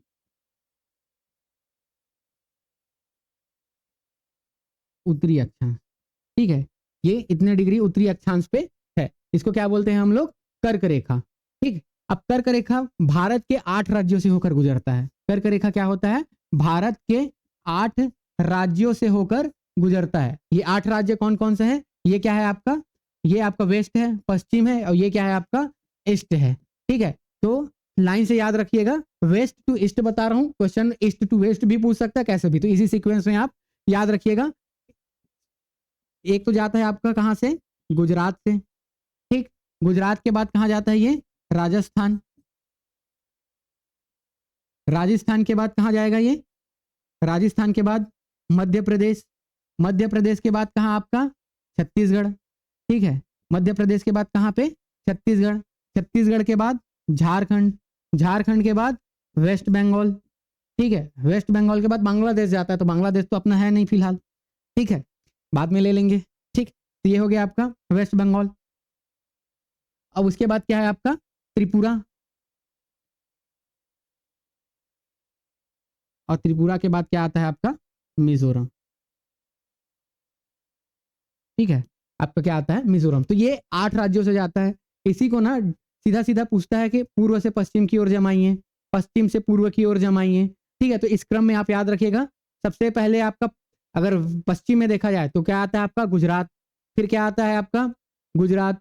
गुजरात के बाद राजस्थान। राजस्थान के बाद मध्य प्रदेश, छत्तीसगढ़, झारखंड, वेस्ट बंगाल, बांग्लादेश, त्रिपुरा और मिजोरम। अगर पूर्व से पश्चिम की ओर बोलेगा तो मिजोरम, त्रिपुरा, वेस्ट बंगाल, झारखंड, छत्तीसगढ़, मध्य प्रदेश, राजस्थान और गुजरात। तो इस तरीके से आपको याद रहना चाहिए। ये क्या है आपका, ये है आपका कर्क रेखा। ठीक है, ये क्या हो गया आपका, कर्क रेखा। ठीक, 8 राज्यों से होकर गुजरता है भारत का। भारत में जो सर्वाधिक जो कर्क रेखा है, सीधा सीधा दिख रहा है, मैक्सिमम कहां पे है आपका, एमपी में है। तो ये क्या क्या है आपका, सबसे ज्यादा अगर कर्क रेखा कहीं से गुजरता है, या सबसे ज्यादा जो लंबा कर्क रेखा वो कहां पे है आपका, वो है आपका मध्य प्रदेश में। और सबसे कम कहां पे है आपका, राजस्थान में। सबसे कम कहां पे है, राजस्थान में क्या है, मिनिमम है। ठीक है, तो ये भी क्वेश्चन बन सकता है कि कर्क रेखा भारत के किस राज्य में सबसे लंबा है, तो मध्य प्रदेश में है। कर्क रेखा भारत के किस राज्य में सबसे छोटी है, या किस राज्य से कर्क रेखा सबसे कम गुजरती है, तो सीधी सी बात है राजस्थान। ठीक, डायरेक्ट ये भी क्वेश्चन बन सकता है। अब ये क्वेश्चन बन सकता है इनमें से किस राज्य में कर्क रेखा नहीं गुजरती है। ठीक है, तो ये सारी चीजें याद रखते चलिए। ठीक है, तो ये हो गया आपका क्या, कर्क रेखा का। ठीक, अब देखते हैं हम लोग क्या, मकर रेखा। अरे मकर रेखा हमारे यहाँ से नहीं जाता। ठीक है, मकर रेखा कहाँ है, नीचे नॉर्थ हेमिस्फेयर में, सदर्न हेमिस्फेयर में आता है। ठीक है, ये आपका देखो अंडमान निकोबार। ठीक है, अंडमान निकोबार का ये गेट निकोबार, इसी ग्रेट निकोबार का ये वाला जो पॉइंट है इसी को बोलते हैं Pygmalion point, Indira point, Indira point, Indira col, Gohar Moti, Kibithu. ठीक, इस तरीके से याद करते चलिए। चलिए अब देखते हैं हम लोग IST। ये कर्क रेखा के बारे में बताया था, एक मैंने बताया था ग्रीनविच मेरिडियन टाइम। ठीक है, ग्रीनविच मीन टाइम वो क्या होता है, एक इंटरनेशनल टाइम है, या बोला जाए तो ब्रिटेन का क्या है, एक स्टैंडर्ड टाइम है। उसके हिसाब से ब्रिटेन में क्या होता है, समय का निर्धारण होता है। उसी प्रकार भारत में भी समय का निर्धारण, जैसे अभी देखा जाए तो कितना बज रहा है, 12 बज रहा है। तो 12 बज रहा है तो क्या सब पूरे विश्व में 12 बजा होगा? नहीं भाई, अलग अलग देश में अलग अलग टाइम रहता है। अब वो टाइम अलग अलग क्यों रहता है? तो इसका कारण ये है कि हर देश क्या करता है, अपनी जो देशांतरीय विस्तार है, ठीक है, जो अपनी क्या है देशांतरीय विस्तार है, उसके अकॉर्डिंग क्या करता है, एक स्टैंडर्ड लाइन डिसाइड करता है। ठीक है, उसी लाइन के हिसाब से क्या होता है, किसी भी देश का समय निर्धारित होता है। तो भारत ने भी एक स्टैंडर्ड लाइन डिसाइड किया है। ठीक है, एक स्टैंडर्ड लाइन डिसाइड किया है। उसी स्टैंडर्ड लाइन में से एक लाइन, मतलब एक लाइन क्या बोलेंगे, भारत ने अपने जो स्टैंडर्ड टाइम है, ठीक है, IST भारत का जो मानक समय रेखा है, या मानक समय रेखा ही बोलते हैं, ठीक है, मानक समय रेखा है, उसके लिए एक जगह डिसाइड किया। जो क्या किया है, भारत को इक्वल पार्ट में, जैसे ये वाला आपका क्या हो गया, गोहर मोती, ये हो गया क्या आपका किबिथू, ठीक है, अरुणाचल प्रदेश में। ठीक, तो ये दोनों के बीच ये कितने डिग्री पे था आपका, ये था आपका 68 डिग्री 7 मिनट, 68 डिग्री 7 मिनट। और ये कितना था आपका 97 डिग्री 97 डिग्री 25 मिनट, इतना में था। तो ये कितना लगभग कितना था, 30 डिग्री, लगभग कितना है, देशांतरी विस्तार भी आपका लगभग है 30 डिग्री। तो 30 डिग्री था। अब क्या चाहिए था भारत को कि यहां का भी टाइम में ज्यादा डिफरेंस मत हो, इधर का भी मत हो। तो क्या करेगा, एक बीच से रेखा खींचेगा। जैसे कर्क रेखा क्या करती है, भारत को 2 इक्वल पार्ट में डिवाइड करती है। कर्क रेखा क्या करती है, भारत को 2 इक्वल पार्ट में डिवाइड करती है। कैसे, ऐसे ऊपर की ओर और नीचे की ओर। ठीक है, ऊपर और नीचे की ओर भारत को 2 इक्वल पार्ट में डिवाइड करती है आपका कर्क रेखा। वो बाय डिफॉल्ट है ना, ऐसा नहीं है कि करती है, मतलब बाय डिफॉल्ट ऐसा है कि भारत को क्या करता है, मतलब उसको तो हम लोगों ने नहीं खींचा है ना, उसका हम लोगों ने निर्धारण किया है। कर्क रेखा का निर्धारण क्या हुआ है, ग्लोबली हुआ है, अंतरराष्ट्रीय स्तर पर हुआ है। ठीक है, लेकिन बाय डिफॉल्ट क्या करता है, कर्क रेखा भारत को 2 इक्वल पार्ट में डिवाइड करता है। लेकिन जो IST होता है, इसका निर्धारण कौन करती है, तो भारत सरकार करती है। ठीक है, तो भारत सरकार ने क्या किया कि भारत को 2 बराबर भाग में डिवाइड हो, इसलिए क्या किया, एक देशांतर रेखा खींचा। ठीक है, एक मतलब एक देशांतर रेखा नहीं, एक देशांतर रेखा को क्या किया, अपना स्टैंडर्ड माना। अब वो देशांतर रेखा है आपका, देखिए यहां से खींचते हैं, ठीक है, ये उसका देशांतर, और ये कितने पे है, तो ये आप, ये इंपॉर्टेंट है ना, याद रखिएगा। भारत का जो मानक समय है 82 या 82.5 डिग्री बोलो। ठीक है, क्या बोलोगे, 82.5 डिग्री, या इसी को क्या बोल सकते हैं, 82 डिग्री 30 मिनट। ठीक है, और क्या है ये आपका पूर्वी देशांतर। तो भारत क्या करता है, इसी पूर्वी देशांतर 82.5 डिग्री पूर्वी देशांतर के हिसाब से अपना मानक समय रेखा डिसाइड करता है। इसी को क्या बोलते हैं हम लोग, इसी को बोलते हैं IST, इंडियन स्टैंडर्ड टाइम, भारतीय मानक समय, भारतीय मानक समय रेखा। ठीक है, भारतीय मानक समय रेखा कितना है आपका, 82.5 डिग्री पूर्वी देशांतर। ठीक है, इधर आपका इक्वेटर रहा होगा, ये इक्वेटर बोलता हूं, ये क्या है, GMT, ग्रीनविच मीन टाइम। ठीक है, ये क्या है आपका GMT, और ये क्या है 82.5 डिग्री पे हमारा भारत का है। ठीक है, जनरल अब 82.5 डिग्री ही क्या करता है, भारत को 2 इक्वल पार्ट में डिवाइड करता है, 2 समान। ठीक है, इधर भी वही टाइम होगा, इधर भी वही टाइम होगा, इसी के हिसाब से क्या होता है, डिसाइड होता है। तो इसको डिसाइड करने के लिए 82 डिग्री को जनरली एक चीज और थोड़ा सा याद रख लेना, जो भी टाइम जोन डिसाइड होता है ना किसी भी देश का, वो होता है आपका 7 डिग्री 30 मिनट के, इसी के पहाड़े में आना चाहिए, मतलब इसी के टेबल में वो आना चाहिए। तो 82.5 डिग्री इसी के टेबल में आता है। ये इंटरनेशनली क्या है, डिसाइड किया गया कि इसी टाइम जोन में दिखा जाए। अब वो इसलिए क्योंकि इतना डिग्री को ना कवर करने में 30 मिनट का समय लगता है। ठीक है, इतना डिग्री को कवर करने में 23.5 डिग्री को, मतलब 60 डिग्री को कवर करने में कितना समय लगता है, तो लगभग आधे घंटे का समय लग जाता है। ठीक है, आधे घंटे का 60 डिग्री को कवर करने में कितना समय लग जाता है आपका? 60 डिग्री का। तो इसी के टेबल में ना जितने भी विश्व के देश हैं अपने टाइम जोन को ना अलग अलग, जैसे रसिया में देखोगे तो 11 टाइम जोन है, भारत में तो एक ही टाइम जोन है। ठीक है, इसी के हिसाब से अरुणाचल प्रदेश में भी अगर अभी 12:05 हुआ है तो गुजरात में भी 12:05 ही हुआ होगा, लेकिन पाकिस्तान में अलग होगा, वो अपने हिसाब से टाइम जोन डिसाइड किया होगा। ठीक है, बांग्लादेश में अलग होगा, वो अपने हिसाब से टाइम जोन डिसाइड किया होगा। ठीक है, तो भारत ने जो टाइम डिसाइड किया है, ठीक है, अभी अगर 12:05 हो रहा है तो वो गुजरात के सरक्रिक में भी 12:05 होगा, कि बिथू में 12:05 होगा, क्योंकि भारत में एक ही स्टैंडर्ड टाइम है और वो कौन सा है? 82.5 डिग्री पूर्वी देशांतर से आता है। इसका डिसीजन कैसे लिया गया है? तो ये क्या करता है, भारत को 2 इक्वल पार्ट में डिवाइड करता है। ठीक है, लगभग भारत का देशांतरीय विस्तार 23 डिग्री है, तो 15 डिग्री इधर, 15 डिग्री इधर, आईएसटी के 15 डिग्री इस साइड, क्या बोलते हैं आपका पश्चिम साइड, और 15 डिग्री ईस्ट साइड पे। ठीक है, और ये क्या होना चाहिए? लगभग 7:30 के पहाड़े में आना चाहिए, स्टैंडर्डली डिसाइड है। तो अब याद रखिएगा आप, भारत में एक जगह है, अब आईएसटी तो डिसाइड किया गया था, तो भारत में जो मेन है ये क्या है आपका? उत्तर प्रदेश। ठीक है, उत्तर प्रदेश के प्रयागराज। ठीक है, ये क्या है आपका? उत्तर प्रदेश है, उत्तर प्रदेश के प्रयागराज। ठीक है, प्रयागराज में एक जगह है आपका मिर्जापुर, देखिए। ठीक है, मिर्जापुर, इसी मिर्जापुर में एक जगह है नैनी।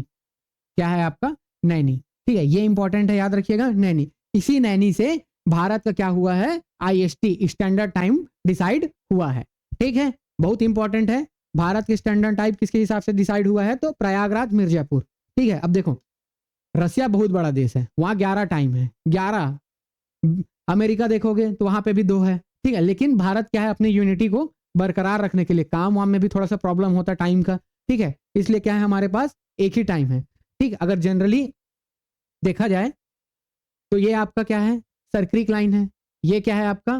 किबिथू है। दोनों के बीच 30 डिग्री का अंतर है। अब यहाँ पहले सुबह हो जाती है, यहाँ क्या होता है? पहले सुबह होता है, और यहाँ क्या होता है? बाद में होता है। यहाँ पहले रात हो जाती है, यहाँ बाद में होती है। ठीक है, तो थोड़ा सा टाइम जोन की वजह से क्या होता है, अब इनको बेचारे को 10 बजे काम करने जाना है, 10 बजे मतलब 2 घंटे का, मतलब 1-2 घंटा देखो मान के चलो। ठीक है, यहाँ का हम लोग जैसे 12 बजे फील करते हैं ना, जितना धूप, कड़ी धूप 12 बजे के फील करते हैं, वो बेचारे ये 10 बजे फील करने लग जाते हैं, क्योंकि वहां धूप खड़ी पड़ने लग स्टार्ट हो जाती है। ठीक है, तो इनके लिए दिन जल्दी होता है, रात जल्दी हो जाती है। इनके लिए दिन लेट में होता है, रात लेट में होता है। ठीक है, तो वो क्या होता है, वो डिसाइड होता है। अब जनरली मैंने बताया ना था क्या, कैसे अर्थ रोटेट होता है, तो पश्चिम से पूर्व की ओर। ठीक है, तो इसीलिए क्या होता है, पूर्व में अरुणाचल प्रदेश में क्या होता है, पहले सुबह होता है। उसका नाम ही देखो, अरुणाचल प्रदेश। अरुण मतलब होता है सूर्य, जो सुबह का धूप लिखता है लाल लाल, उसको क्या बोलते हैं? अरुण। और आंचल यानी होता है प्रदेश, तो वह प्रदेश जहां से क्या होता है, सूर्य का उदय होता है, उसी को हम लोग क्या बोलते हैं? अरुणाचल प्रदेश। तो भारत में सबसे पहले कहाँ सूर्य निकलता है? तो किबिथू में निकलता है। ठीक है, किबिथू कहाँ है आपका? अरुणाचल प्रदेश में। और सबसे लास्ट में गुजरात के सरक्रिक में जाएगा। ठीक है, गुजरात में। ठीक, तो ये चीज याद रखिएगा। अब देखिए, ये क्या है आपका? ग्रीनविच टाइम है, और ये कितना पे है आपका? 0 डिग्री पे है, और ये कितने पे है आपका? 82.5 डिग्री पे है। ठीक है, ये कितने पे है आपका? 82.5 डिग्री। ठीक है, 82 डिग्री 30 मिनट पे है, तो दोनों के बीच लगभग कितना डिफरेंस हो गया? 82 डिग्री का। तो 82 डिग्री जनरली जब अर्थ जो है ना एक देशांतर से दूसरे देशांतर पे जाता है, इक्वेटर पे। ठीक है, एक इक्वेटर पे बोलो या थ्रू आउट पूरा बोलो, जब एक देशांतर वो मूव करता है ना, तो लगभग 4 मिनट का समय लगता है, मतलब 2 देशांतर के बीच। ठीक है, ये देखिए, ये 2 देशांतर है, ये एक देशांतर है, ये दूसरी देशांतर है। तो अगर सूर्य यहां से यहां तक मूव करता है, या अर्थ क्या है, रोटेट होता है, सूर्य तो मूव नहीं करता, अर्थ क्या है, रोटेट करता है, तो एक देशांतर से दूसरे देशांतर में मूव करने के लिए लगभग 4 मिनट का समय लगता है। कितना समय लगता है? 4 मिनट का समय लगता है। ये भी इंपॉर्टेंट है, एक देशांतर से दूसरे देशांतर में जाने में कितना समय लगता है? तो 4 मिनट का समय लगता है। अब देखो, जो ग्रीनविच टाइम है वो क्या है आपका? 0 डिग्री पे है, और ये क्या है आपका? 82 डिग्री पे है। ठीक है, कितने पे है हम लोग? 82। हमारा जो आईएसटी है वो कितना पे है? 82.5 डिग्री पे। और 1 डिग्री को मूव करने में कितना समय लगता है? 4 मिनट का। तो 82 डिग्री को मूव करने में कितना समय लगेगा? ठीक है, 5 चौक 20, 4 दूनी 8, 10, देखो इतना समय लगता है, कितना, लगभग 3300 मिनट।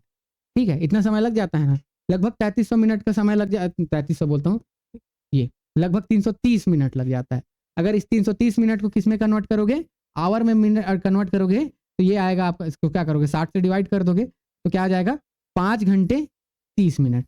कितना आता है, 5 घंटे 30 मिनट का समय लगता है। तो याद रखिएगा जो भारत का IST है, हमारा जो स्टैंडर्ड टाइम है, इंडियन स्टैंडर्ड टाइम, भारतीय मानक समय, जो ग्रीनविच मीन टाइम है, इससे 5.5 घंटा आगे है।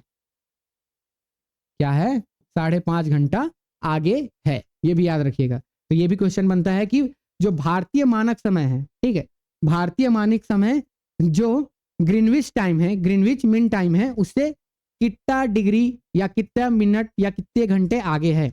तो घंटे में बोलेंगे तो 5 घंटा 30 मिनट हम लोग क्या हैं, आगे हैं। तो भारत का IST जो ग्रीनविच मीन टाइम है उससे कितना आगे है, 5.5 घंटा आगे है। ये भी इंपॉर्टेंट है, बहुत इंपॉर्टेंट है, क्वेश्चन बार बार पूछता है कैसे आगे है। तो बता दिया कि एक देशांतर के बीच कितना गैप रहता है, 4 मिनट का गैप रहता है। तो हम लोग क्या है, ग्रीनविच से जो कि 0 डिग्री पे है, और हमने खींचा कितने पे है, 82.5 डिग्री पे खींचा है। अब जाहिर सी बात है, जब 82.5 डिग्री पे खींचूंगा तो यहां से हमारे यहाँ सूर्योदय पहले होता है, ठीक है। जैसे अभी यहाँ पे 12 बजा है, तो वहां कितना बजा होगा, अभी 5:30 बजा होगा, सुबह हो रहा होगा ब्रिटेन में, ठीक है। ग्रीनविच टाइम कहाँ पे, ब्रिटेन में। अब उस इक्वेटर में जितने भी देश आएंगे, सॉरी उस इक्वेटर में बोलता है, उस क्या है देशांतर में, 0 डिग्री देशांतर में जितने भी देश आएंगे, ठीक है, उनका टाइम क्या होगा, अभी हमसे 5 घंटे पीछे होंगे, 5.5 घंटे। जैसे अभी 12 बजा है या 12:30 बजा रहे हैं, तो वहां पे 7 बजा होगा, ठीक है। अभी 12 बजे, देखो अभी 12 बजा है, ठीक है, 12 बजा है, तो वहां पे कितना टाइम हुआ होगा, अभी 6:30 बज रहा होगा, ठीक। तो ये भी याद रखिएगा, समझ आया। 4 मिनट का अंतर रहता है दो देशांतर के बीच। भारत जो है ग्रीनविच मीन टाइम से 5.5 घंटा आगे है भारत के। अब देखिए भारत के कहां से, नैनी से। भारत में जो है उत्तर प्रदेश, प्रयागराज, मिर्जापुर के नैनी से निकला है IST। अब एक क्वेश्चन बनता है कि जो इंडियन स्टैंडर्ड टाइम है भारत के कितने राज्यों से गुजरता है, ठीक है, या किन किन राज्यों से गुजरता है। तो यह जो IST है भारत के कितने, 5 राज्यों से होकर गुजरता है। भारत के 5 राज्यों से होकर गुजरता है। ये भारत के 5 राज्य कौन कौन से है, देखिए IST कितने डिग्री पे है आपका, एक याद रखिए, ये है आपका 82.5 डिग्री पे है, या 82 डिग्री 30 मिनट यहाँ पे है आपका पूर्वी देशांतर, ठीक है। बात करें GMT से, ग्रीनविच मीन टाइम से, तो कितना है, 5.5 घंटा, 5 आवर 30 मिनट, ठीक है। 5.5 घंटा क्या है, आगे है, ठीक। निकलता कहाँ से है, तो उत्तर प्रदेश, कौन सा है आपका, प्रयागराज,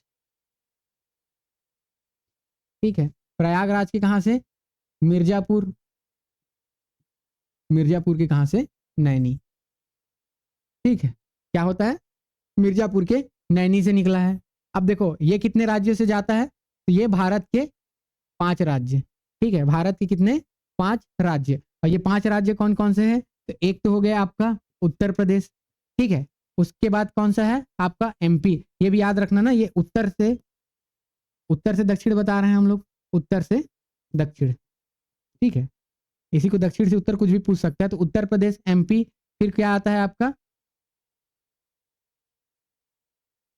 आपका, छत्तीसगढ़, फिर उड़ीसा और आंध्र प्रदेश, ठीक है। ये 5 राज्यों से होकर गुजरता है, ठीक है। कौन कौन से 5 राज्य है आपका, ये देखिए, ये उत्तर प्रदेश, दूसरा मध्य प्रदेश, तीसरा छत्तीसगढ़, चौथा उड़ीसा, 5वां आंध्र प्रदेश।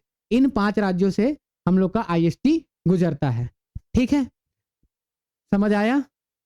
देखिए अब एक चीज ये भी इंपॉर्टेंट हो जाता है कि भारत, ये वाला जो पॉइंट है क्या है आपका, सरक्रिक का गोहार मोती, और ये क्या है आपका किबिथु। दोनों के बीच ना अगर देशांतर देखें तो 30 मिनट का अंतर है, सॉरी 30 मिनट का बोलता हूँ, 30 डिग्री देशांतर का अंतर है, इसलिए 30 डिग्री का है।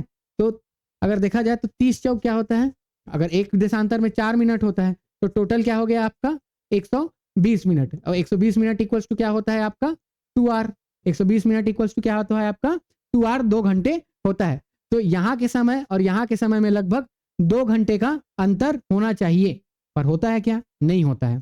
ठीक है, क्यों? क्योंकि भारत में एक स्टैंडर्ड टाइम है। जितना यहाँ पे टाइम हुआ होगा कि बिथू में, उतना ही टाइम कहाँ पे होगा आपका सरक्रिक में होगा, उतना ही टाइम आपका कहाँ पे होगा गुहार मोती में होगा। तो कोई भी टाइम डिफरेंस नहीं होता है। ठीक, ये भी आप याद रखिएगा। ठीक, समझ आया?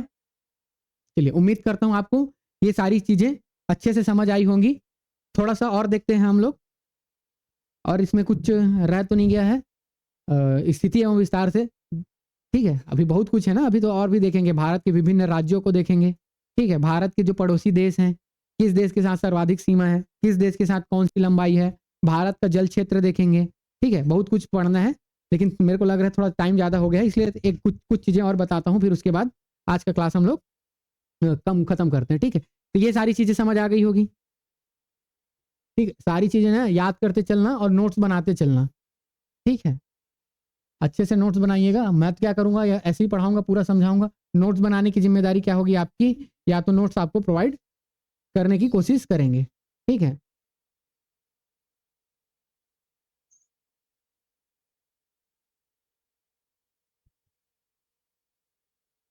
ठीक, ये क्या है अपना प्यारा भारत।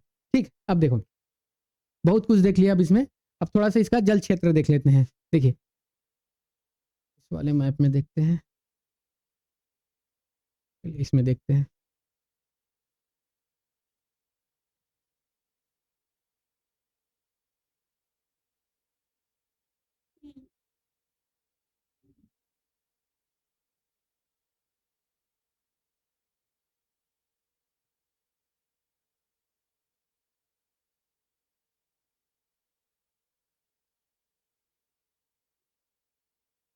चलिए, ये क्या हो गया आपका भारत। ठीक है, अगर देखा जाए तो ये है आपका अरेबियन सी, अरब सागर। ये है आपका इंडियन सी। ठीक है, इसको क्या बोलते हैं, इंडियन ओशियन, हिंद महासागर। और ये है आपका बे ऑफ बंगाल।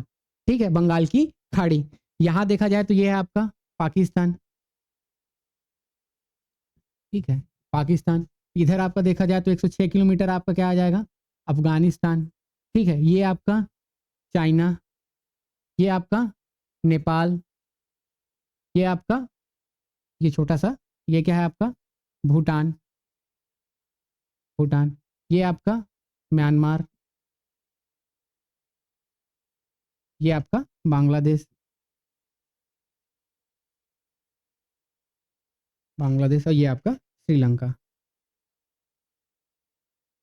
ठीक है, ये हो गया आपका श्रीलंका। तो ये क्या है, भारत के पड़ोसी देश हैं। एक पाकिस्तान, दूसरा अफगानिस्तान, तीसरा चाइना, चौथा नेपाल, पांचवा भूटान, छठवां म्यांमार, सातवां बांग्लादेश, आठवां श्रीलंका। और यहाँ पे एक ये है ये लद्दाख है नीचे, और है आपका मालदीव। ठीक है, ये क्या है आपका मालदीव। ठीक है, ये इसको 9, ये क्या है आपके भारत के पड़ोसी देश हैं। ठीक है, पर इसमें से दो देश देखो, श्रीलंका और मालदीव, इसके साथ क्या है उसका भूमि का, या बोलेंगे लैंड, इनके साथ क्या है अपना सीमा साझा नहीं करता है। ठीक है, सीमा साझा इन 7 देशों के साथ भारत सीमा साझा करता है। ठीक है, तो इसको हम लोग आके देखेंगे, फिलहाल यही देखिए। तो देखिए, भारत का जो स्थल सीमा है, अगर यहाँ से देखा जाए टोटल, ये क्या है आपका भारत का स्थल सीमा है। ठीक है, ये क्या है भारत का स्थल सीमा, ये वाला नेपाल, फिर उसके बाद ये सिक्किम, फिर ये भूटान, म्यांमार। ठीक है, फिर ये आपका पूरा बांग्लादेश। ठीक है, यहाँ तक क्या है भारत का स्थल सीमा है। ठीक है, यहाँ तक आपका भारत का स्थल सीमा है। तो इसकी जो टोटल लंबाई है, भारत की जो स्थल सीमा की लंबाई है, स्थल रेखा या सीमा बोले, स्थल सीमा की जो लंबाई है, ये टोटल है आपका 15,200 किलोमीटर। ठीक है, कितना है आपका 15,200 किलोमीटर। ठीक है, ये कितना है आपका 15,200 किलोमीटर। वहीं ये क्या हो गया, ये आपका भारत की जल सीमा। ठीक है, ये क्या होगी आपका भारत की जल सीमा, ये मुख्य भारत है। ठीक है, तो भारत का जो तटीय क्षेत्र है, तटीय तटीय सीमा, ये जो है आपका, ये है 6100 किलोमीटर। ठीक है, लेकिन ये क्या है मेन लाइन इंडिया का है। और भारत के क्या है, कुछ तटीय क्षेत्र भी हैं। भारत के क्या है कुछ, ये देखिए ये वाला जैसे ये मालदीव है, तो इसका भी तो कुछ ना कुछ एरिया होगा, ठीक है। इधर दमन दीव, यहाँ पे आपका मुंबई हाई है, इधर आप देखिए अंडमान निकोबार द्वीप समूह है, इसका भी तो क्या, इसका भी क्या है आपका, इसका भी कुछ ना कुछ तो क्षेत्रफल होगा, तटीय सीमा। तो इसको अगर इंक्लूड करते हैं, ठीक है, किसको, द्वीप को भी शामिल करते हैं, शायद नहीं दिख रहा होगा येलो कलर, ठीक है। अगर क्या करते हैं, द्वीप को भी शामिल करते हैं, तो भारत का जो जल सीमा है, ठीक है, भारत का जो कुल जल सीमा है ये है आपका 75,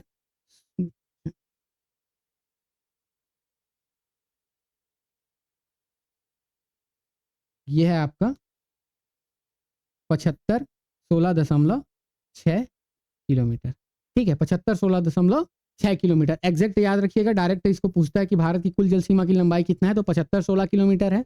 भारत के मुख्य जो जल सीमा है वो कितना है आपका 6100 किलोमीटर है। भारत की जो स्थल सीमा है वो कितना है 1500 किलोमीटर, 15,200 किलोमीटर है। भारत जो है पाकिस्तान, अफगानिस्तान, चाइना, नेपाल, भूटान, म्यांमार और बांग्लादेश, इन देशों के साथ क्या करता है, अपना स्थल सीमा साझा करता है। भारत जो है श्रीलंका और मालदीव के साथ उसका क्या है, जल सीमा साझा करता है, ठीक है। यहाँ पे आपका क्या है, ये आपका लक्षद्वीप है, लक्षद्वीप के जो नीचे है वो मिनी कॉय है, और मिनी कॉय के जस्ट नीचे है आपका मालदीव, तो मालदीव और मिनी कॉय है, ठीक है। तो उन सारी चीजें उनके साथ क्या करता है भारत, मालदीव और श्रीलंका के साथ जल सीमा साझा करता है, ठीक। तो ये भी आप याद रखिएगा। अब देखिए भारत का जो कुछ क्षेत्र रहता है, ठीक है, भारत का क्षेत्र कहने का मतलब है कि जल में भी जो जल क्षेत्र है भारत का, वहां पे भी तो कुछ ना कुछ भारत का अधिकार होगा।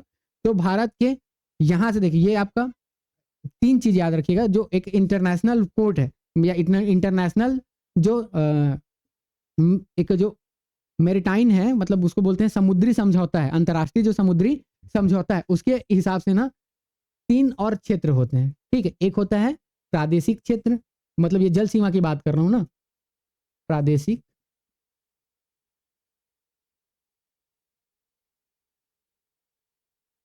प्रादेशिक क्षेत्र। एक होता है संलग्न क्षेत्र, प्रादेशिक क्षेत्र, ठीक है, टेरिटोरियल एरिया। फिर होता है संलग्न क्षेत्र, contiguous zone.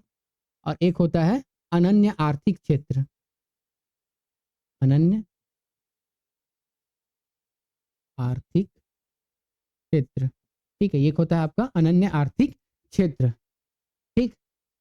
Exclusive economic zone, ठीक, इसको बोलते हैं एक्सक्लूसिव इकोनॉमिक जोन, इसको बोलते हैं कॉन्टिजियस जोन, और इसको बोलते हैं टेरिटोरियल जोन, ठीक है, प्रादेशिक क्षेत्र।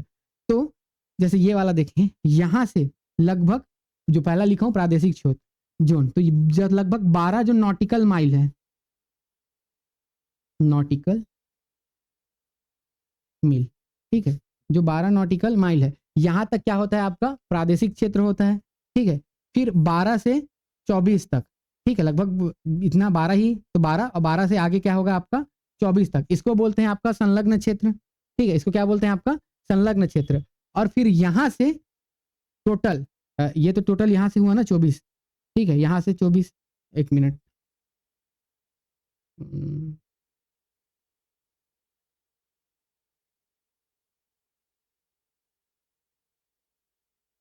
चलिए देखो ये वाला एरिया देखो, यहां से लगभग 12 नॉटिकल माइल तक क्या होगा, 12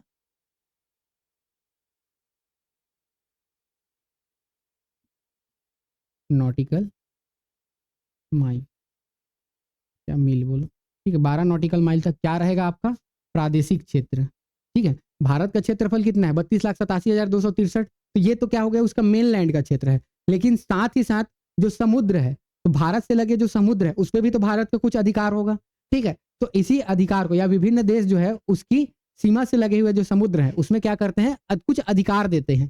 कौन देता है, तो ये एक संस्था है, अंतर्राष्ट्रीय समुद्री समझौता हुआ है विभिन्न देशों के बीच, उसी समझौता के हिसाब से जो 12 नॉटिकल मील्स का जो डिस्टेंस रहता है उसमें क्या होता है, उसको बोलते हैं हम लोग प्रादेशिक क्षेत्र, ठीक है, उसको क्या बोलते हैं प्रादेशिक क्षेत्र।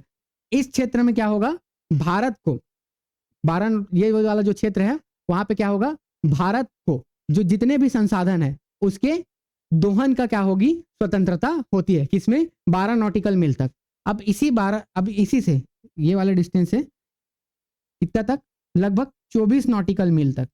ठीक है, 24 नॉटिकल मील के जो क्षेत्र है उसको बोलते हैं संलग्न क्षेत्र। क्या बोलते हैं उसको, संलग्न क्षेत्र। ठीक है, इसको क्या बोलते हैं, संलग्न क्षेत्र। इस जो संलग्न क्षेत्र है यहाँ पे भी भारत को सीमा शुल्क,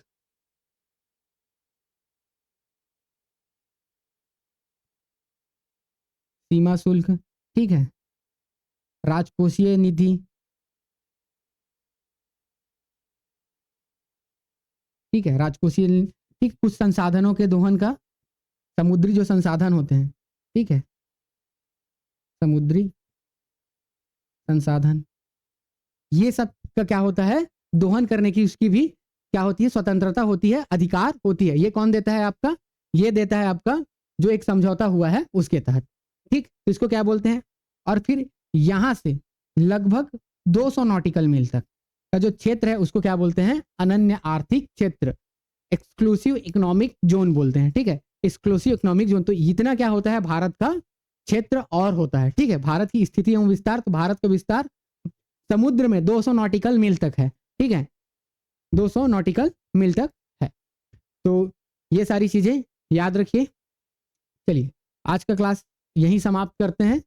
लगभग हम लोगों ने बहुत सारी चीजें स्थिति एवं विस्तार से कवर की हैं, और भी हम लोग चीजें पढ़ेंगे अभी। ठीक है, एक चीज और याद रखिएगा, जैसे जो IST होता है जनरली, ये क्या है आपका, कैप्का मोरिन हो गया। ठीक है, ये हो गया आपका कौन सा, इंदिरा कॉल।